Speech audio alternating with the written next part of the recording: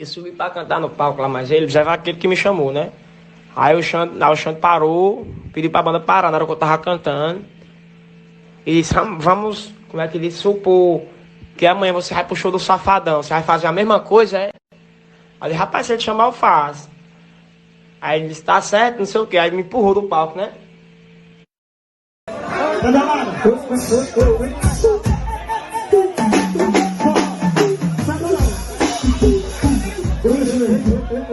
Amanhã fazemos de conta, suposições. Amanhã tu vai no jogo do Safadão, tu vai fazer o quê? A mesma coisa? A mesma coisa? Você tem outros atributos. Eu já vi uma foto sua no...